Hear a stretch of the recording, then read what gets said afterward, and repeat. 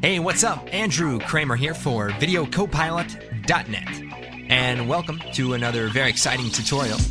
Today we're going to be taking a look at creating several interesting effects, specifically the light as it runs across the surface of the road. So let's take a look at that. So we can see our light travels along the road in perspective mode and kind of gleams across very interestingly. And we're also going to be taking a look at creating a very complex energy ball. And it may not seem complex there, but here you can actually see there's a lot of detail. Okay, let's go ahead and get started. We're going to create a new composition, and we'll make it 1280 by 720, 23.976 frames per second, and we'll do a 10-second comp. And then we'll choose OK. And then we're going to create a new solid. And we'll make it comp size, and we'll probably make it black. And we'll choose OK. And then we're going to take the pen tool, and then we're going to click and drag and create some swirly lines. And then we're going to click away. And that way we create a mask, but we don't actually close it. And then we're going to create another mask. And we'll just make a few more.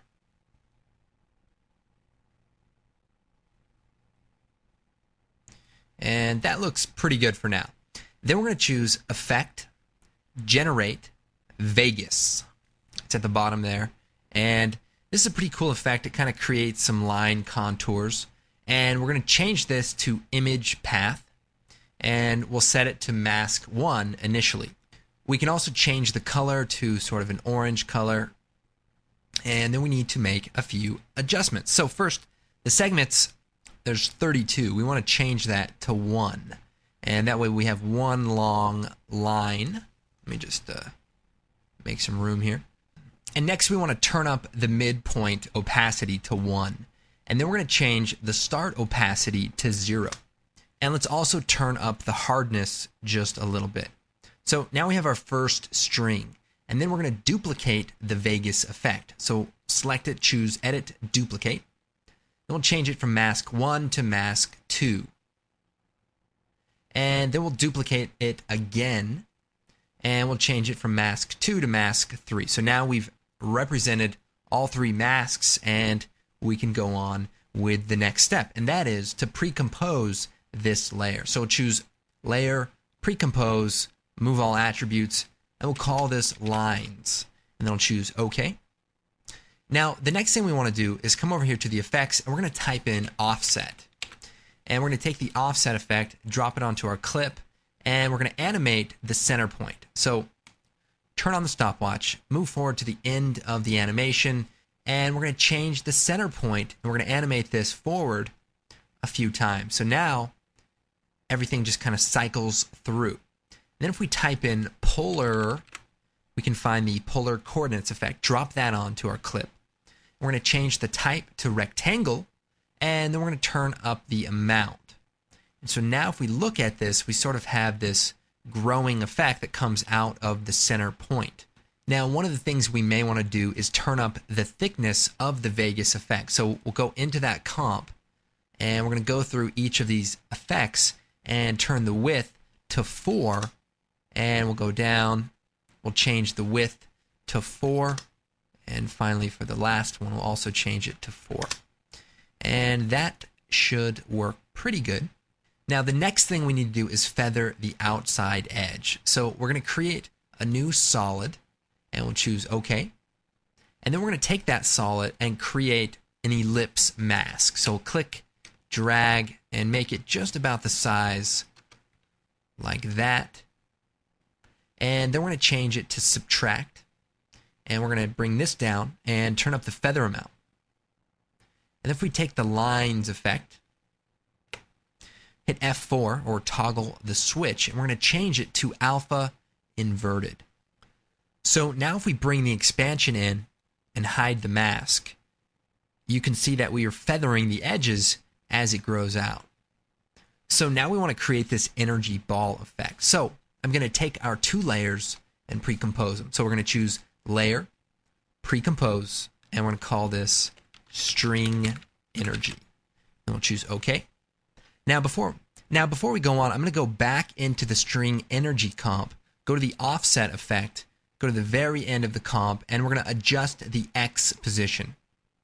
And just a little bit, and that way our animation will be just a little bit more random as it cycles through. Okay, now let's make a background layer. So we'll create a new solid. It'll be black, and we'll take our string energy, hit F4, toggle the switches, and turn on the 3D layer switch. And then we're going to duplicate the layer a few times, and we want to basically take the rotation tool and rotate the clip.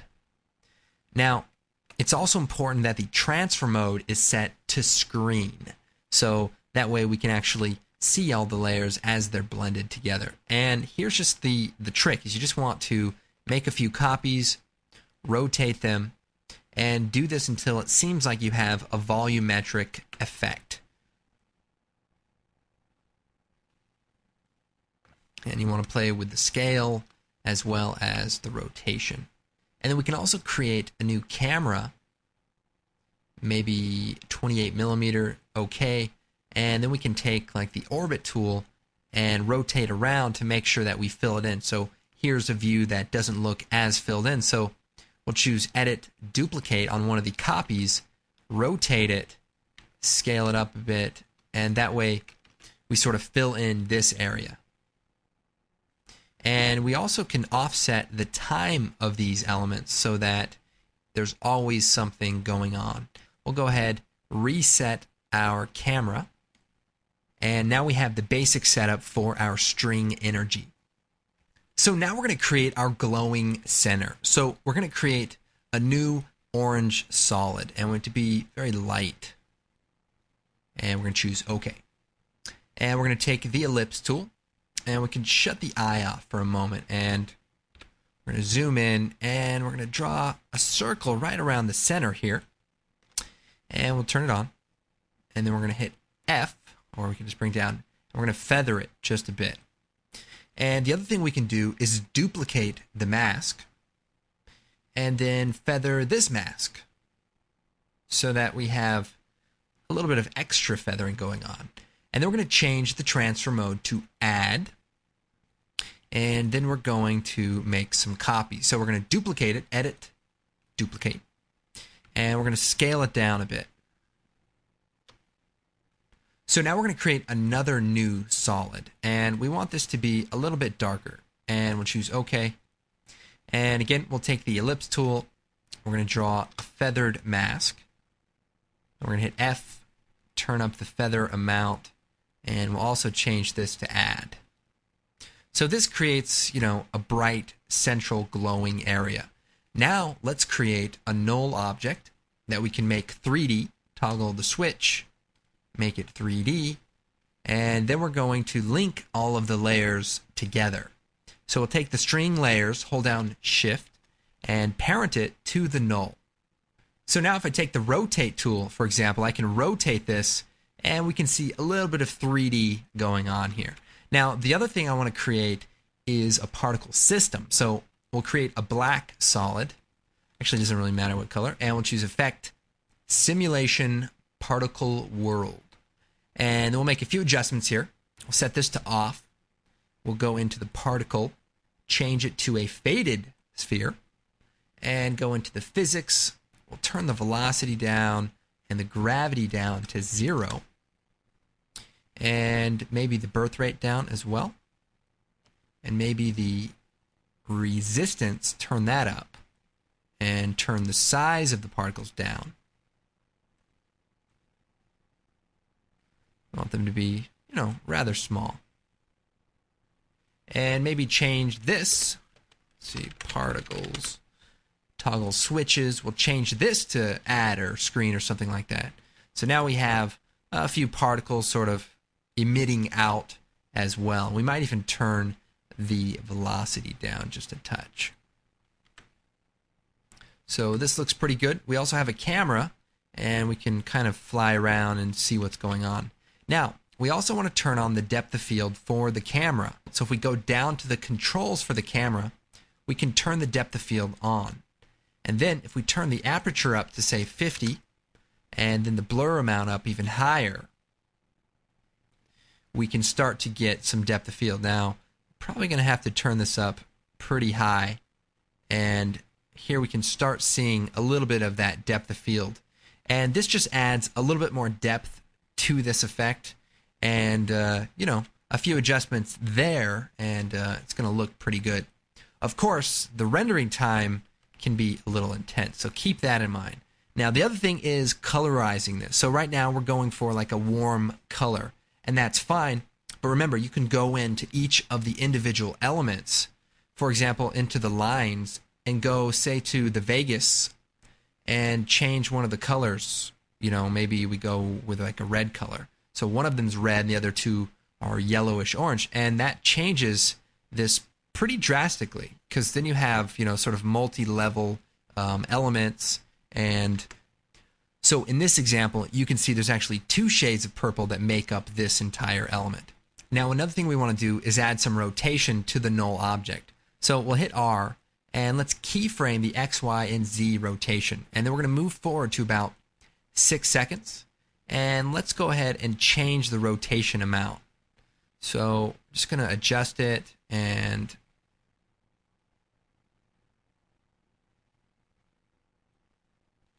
give it a little bit of a rotation so that it looks a little bit more 3D. And we can also turn on this draft 3D switch so that we can see the motion a little bit better.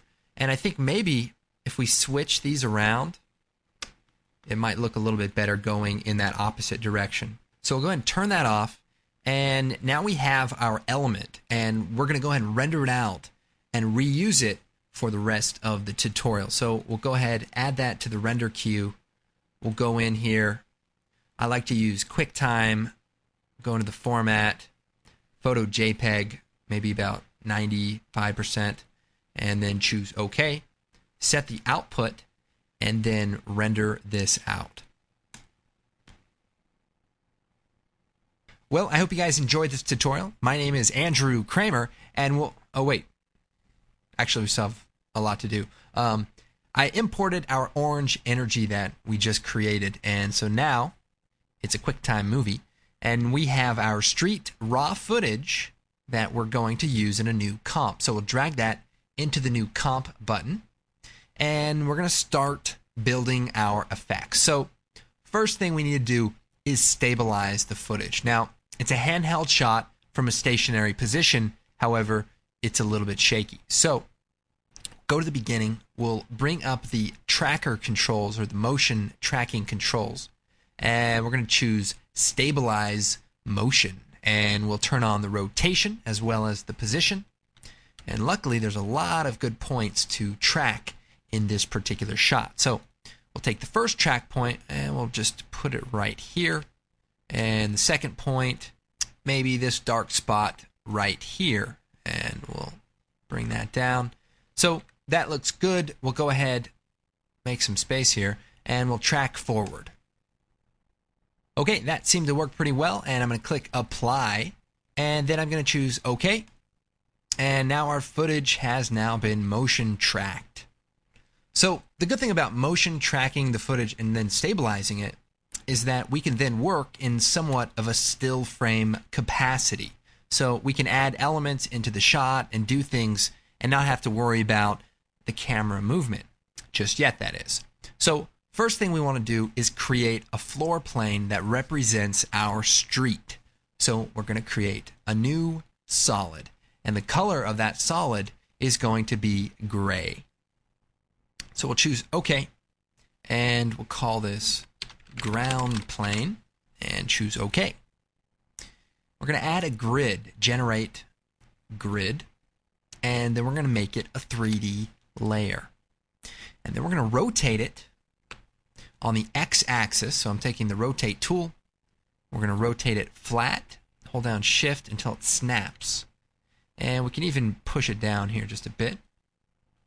And then we'll take the background layer and maybe we'll just darken it a bit and bring the exposure down. And then we'll take our ground plane and we're just going to stretch it out since our road is kind of long. Now, I don't want to rotate the ground plane and line it up. Instead, I want to create a camera and move the camera. So we'll use the 28mm preset. We'll choose OK. And we'll take the orbit tool and we're going to rotate this and move it around until we get it right in line. So I may have to back up a bit and possibly even move the camera down. So we'll go back to the orbit tool, and I'm kind of paying attention to the line right here and also the line that goes along here. And it looks like that works pretty well, surprisingly. I was working on this earlier. It took me 4.5 hours to get that, so I'm glad that went smoothly. Now, the reason we want to move the camera and not the plane is that way the world space is all going to be level and we won't have to worry about any issues that may come up a little bit later on. So we can shut off our grid. Nice work. Now, the reason we're using a 3D plane is because we're going to be using some 3D lights. So I'm going to create a new light and we're going to make it a point light and we'll make it blue and we'll choose OK. And we'll make the intensity maybe 200 and choose OK. So you can see our light is actually affecting our ground plane, just like we want, although it doesn't quite look very good yet. Now, let's go ahead and start by making a few adjustments. First, let's change the transfer mode to classic color dodge. And what that does is instantly starts making that blue appear on the ground plane. And that looks pretty good. We could maybe turn up the intensity of the light and maybe bring some of the chroma out of the blue so we get more of a glossiness like that. And we can take this light, we can move it around, we can push it back in Z space, and we're really getting a great effect. And then we can make some further adjustments to the ground plane. And if I go down to the material options, I can play around. Now the diffuse is sort of that center hot spot. So I'll turn the specular down so we can just see that. This is a great effect right here on its own. It creates just a hot spot. We can move this up and we got some great lighting going on in our scene. And then we also have the specularity. So we turn that up and maybe just turn the diffuse down and you can see this always points towards the camera. And so we'll turn those back up and you can see this is just a great way to add that sort of glossiness.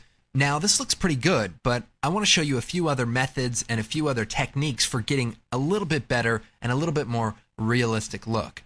So we're going to take first the street footage and maybe just contrast it a little bit better.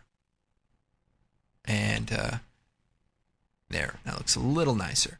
Now, what I want to do is create a matte for this ground plane. So I'm going to take the street footage, duplicate it, Control D, and then I'm going to go ahead and freeze it. So we're going to choose Layer, Time, Freeze Frame. So now that creates just a still frame of that point in time. And I also want to go ahead and shut off all those trackers and all that stuff that we did earlier and remove all the keyframes except for that time remap. And that way we just have a still frame. And what I'm going to do then is tint it black and white. So click tint, and so now we have a black and white matte. Then we're going to add a curves adjustment. So I'm going to put it above the ground plane. And then I'm going to take the ground plane and set the track matte, so toggle the switch, and set it to Luma Matte. Now the layer gets shut off, but I'm going to turn it on and make an adjustment to the curves. So we're going to brighten this up a bit, bring the contrast down, and the idea here is to just create kind of a high contrast image of this main area of the street. This looks pretty good, but this area of the street is just too bright, so we want to darken that. So what I want to do is shut off the tint and the curves effect, and then I'm going to double click on our street footage, and then I'm going to take the paint tool and we're going to make a few custom adjustments. So first we want to make sure the opacity is low, like 15, 16, and also we're going to go in and make sure the hardness is down to 0 so we have a soft brush. Now if you hold down Control and drag up and down, you can adjust the size of the brush, And what we're trying to do is darken this area of the road so it matches this area a little bit better. So I'm just going to make a few paint strokes. Nothing too fancy. That should do it. So now that I've done that, we're going to go ahead, close our paint out. Then we're going to take the tint, turn that on, the curves, turn that on. And if we go back to our composition, you can see we have a little bit more even road. And it's a little splotchy, but that's probably okay, especially for what we're using it for. So we'll go ahead and shut that off for now. So right away, you can see we're getting somewhat of a sparkling gloss effect. And if I move this around, it looks, somewhat realistic. And if I push that in Z space, you can see, it really does look nice. Now, if we want to turn this up and really make it intense, we need to duplicate the ground plane as well as the street footage. So we'll duplicate that. And so now there's sort of two copies that are adding themselves together. So this is pretty much the main idea of creating these reflections. It's using the texture of the floor along with the 3D layers, built-in specularity, and diffusion to create, a pretty realistic lighting effect. And this is great if you want to have maybe an explosion and, you just want to have a quick flash of light. This is just an easy way to get that look that you might be after, and, it's all 3D. It works with, the built-in cameras and lights and everything. So definitely has a lot of benefits.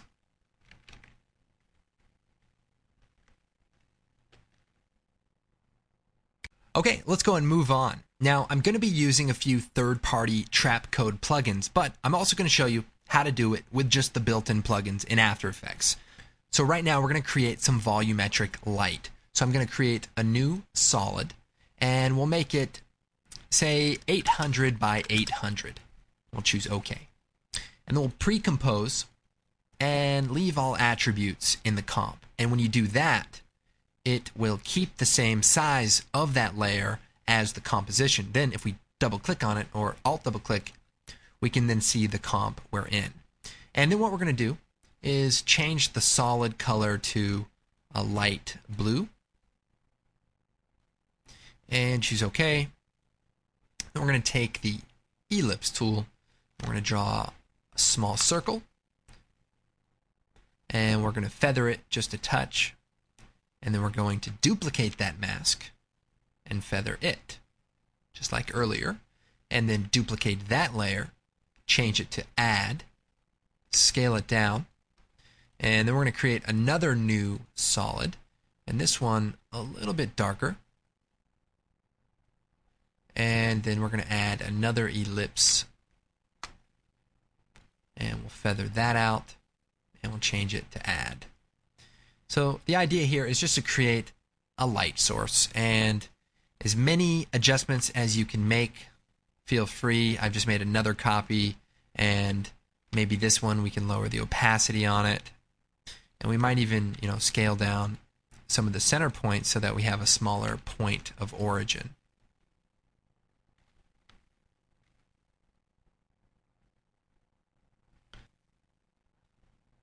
So that looks pretty good. We'll go ahead and call this light source and choose OK. And we can close it. And so now that's in our comp. And we can change the transfer mode to add. And then we're going to make it a 3D layer.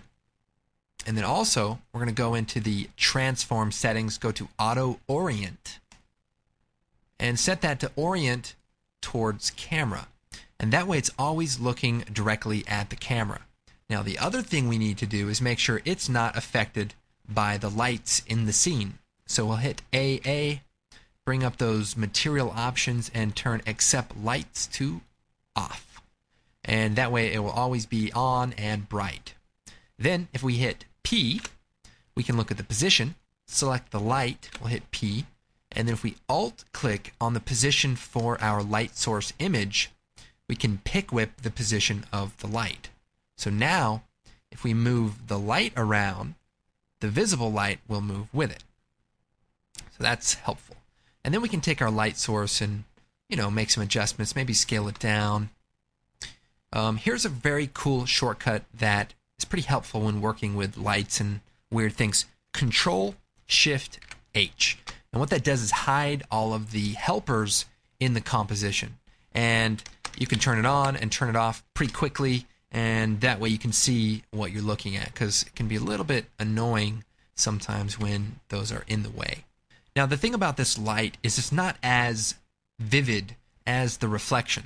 So let's add a curves adjustment, and let's see if we can boost some of the color. So we'll turn that blue up, maybe bring the red down just a touch. And we can also play around with the contrast curve. And that looks pretty good. So that way it's kind of bright and, kind of a real hot spot. And then if we move the light around, just looks a little bit better. Okay, now I've shown you how to do this with the built-in plugins, but I'm actually going to move forward using a trap code plugin for generating the light called Lux. So we're going to create a new solid, and we'll call this Lux, and OK. And we'll choose Effect, Trap Code Lux, and we can turn up the intensity here, and maybe turn up the saturation. And the cool thing about this is that it behaves very realistically, and we can change the mode to add as well. And this basically creates volumetric light. And what's cool about this is I can duplicate the light here and say move it over, and it automatically renders out the light. And then I can even change the color of the light, say maybe to like orange or something, and everything updates in my scene. And even the ground has the correct lighting on it, although it does look a little bit too bright. So what we can do is lower the opacity of some of these planes so that it doesn't create as bright of a specularity. So for now, I'm going to shut that second light off, and then we're going to take our orange energy ball and bring it out. And then we're going to change the mode to screen. Now we want to change the orange to a bluish color. So we'll add a hue and saturation effect, turn on the colorize, turn up the saturation, and adjust this until it's bluish. Now we want to make it a 3D layer, so we'll turn on the switch, then we'll right click, and we'll choose Transform Auto Orient, and then we're going to change Orient towards Cam, hit OK, and then we're going to hit P and bring up the position for the light, and we're going to Alt click on the position, and we're going to link it to the light position. And then we also need to bring up the material options and turn off Accept Lights. So now we can see our effect. It looks pretty good. Maybe scale it down just a little bit. And then let's animate our light. So we'll turn on the keyframe for the position. And let's move our light off into the distance. Then we'll move forward a few seconds and we'll push it down here. Have it kind of fly past the camera almost.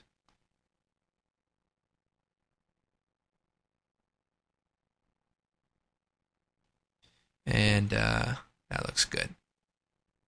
Okay, now we're going to add some particles, and I'm going to be using trap code particular. However, if you want to create this with CC Particle World, check out tutorial number 30, and you'll be able to create a perfect 3D stroke using that built-in plugin, so you don't need any third-party tools.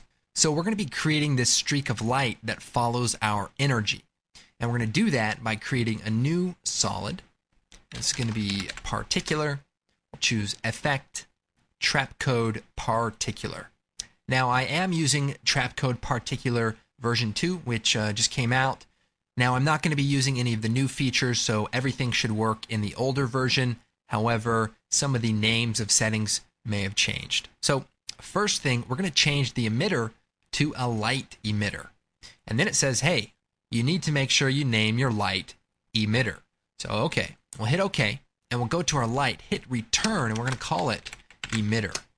And then if we go to particular, we could just, refresh this by going to lights. And now you can see we have a bunch of particles following our light. And that's exactly what we want. We're going to turn the emitter size down to 0 by 0 by 0. And also we want to change the particles per second to none.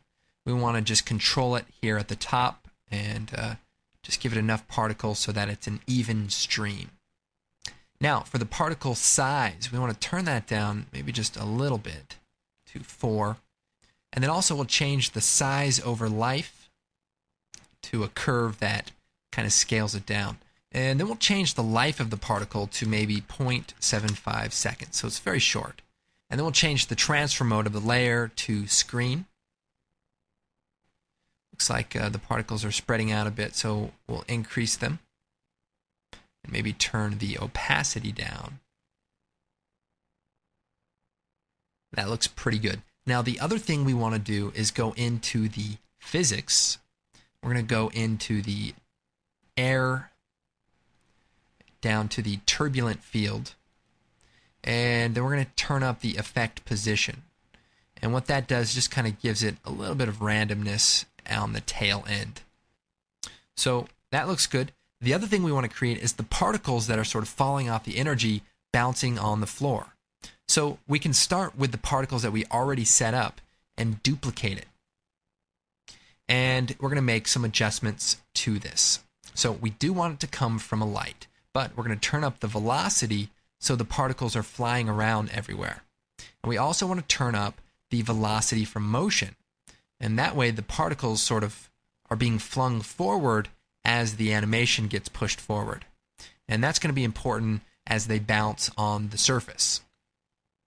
Let's also turn up the opacity so we can see them.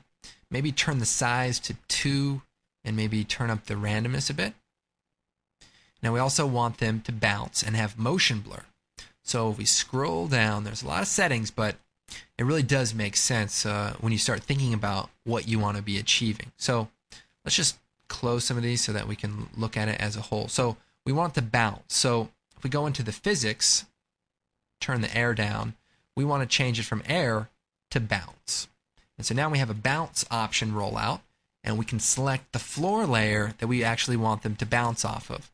And what layer that is our ground plane. So go change it to the ground plane, and hopefully these will start bouncing. We also want to turn the gravity up. So now they're going to come down, they're going to hit that floor surface as they're beginning to do there. And you can see that they sort of are bouncing as they hit it. And we maybe want to turn up the velocity a little bit so that they kind of go off in a little bit more random kind of direction. And for these particles, let's make the life a little bit longer. So if we go into the particle settings, we'll set this to maybe 2 seconds. And we'll go down here. And the slide amount is pretty cool. You see how the particles sort of hit the surface and slide forward? That's what that's going to allow us to do. So very cool. Now we also want to turn on the motion blur. So if we turn on the switch for the motion blur, then turn on the motion blur for the comp, those particles will immediately start reacting properly. Now it looks like they're getting a little faded out. So if we go into the rendering options, motion blur, we can turn up the opacity boost. And maybe even turn the size of the particles down to 1.5 so they're not too large. And also we probably don't need as many particles for this particular simulation, so we'll turn this down to just a couple hundred. Maybe turn the velocity from motion down. Alright, it's looking pretty good, but we still have this problem of the black edge that kind of pops up because of our stabilization. So what we're going to do is reverse track everything we've done. So we're going to go into the comp settings, and what we need to do is turn them up so that they're higher than the size of the comp. So maybe 1600 by 900. And that way none of our shot goes out of the frame. Although we do need to make a few adjustments to some of the layers. For example, the Lux layer needs to be the same size as the comp. So if we go into the solid settings, click on make comp size, same with these particle settings. We'll just go make comp size, make comp size. So that's all you need to do to make sure that that works. And then we take our street footage comp, drop it into a new comp, and then go into the settings and switch it back to the original size, which is 1280 by 720. Now we're going to add a quick expression. So we're going to take the street footage and drag that comp until we can see both comps. And then in the street footage 2 comp, create a null object. And then we're going to go ahead, make some room here. We're going to go to the bottom here, and we're going to bring up the transform settings, which are right here, and mainly the anchor point and the rotation. And what we're going to do is take the null object from this second comp, make some space, and bring down the transform settings here. And then we're going to alt-click on the position, which brings up the expression control, and we're going to pick whip the anchor point of the original layer.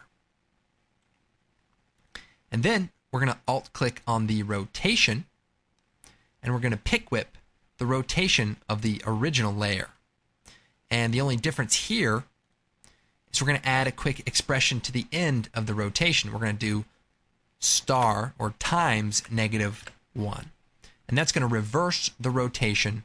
And by using the anchor point as the position, that's also going to reverse the motion.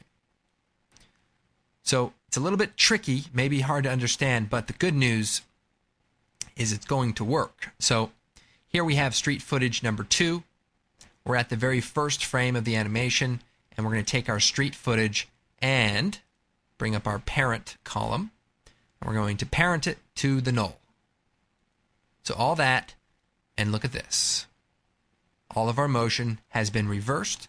Our shot is nice and shaky again, except the only difference is all of the animation is fitting perfectly inside of it. So let's do a quick RAM preview and check it out. Okay, looks pretty good. Maybe some final color correction. Take the curves adjustment. Maybe just brighten it up just a bit.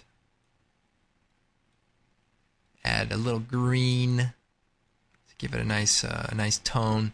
And I think this looks pretty nice. Well, I hope you guys enjoyed this tutorial. We took a lot of different techniques like the particles and the light streaks and the ground reflection or specularity, and we combined it into something that can actually be used for a shot. So hopefully you guys see, how these different components can be used together to create some interesting effects.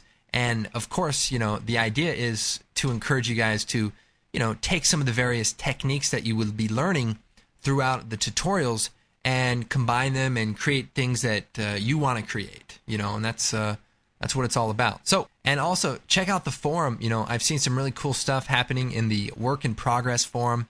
That's a great place where people can post, examples of things that they're working on and get some good feedback. So that's a great thing. We also have the blog, which has tons of great tips and information. And of course, we have some great products, which we recommend. And we have the new Action Essentials 2, which is great for blowing stuff up, creating titles and motion graphics. And, just check that out. It's pretty self-explanatory. Anyway, my name is Andrew Kramer, and we'll see you next time.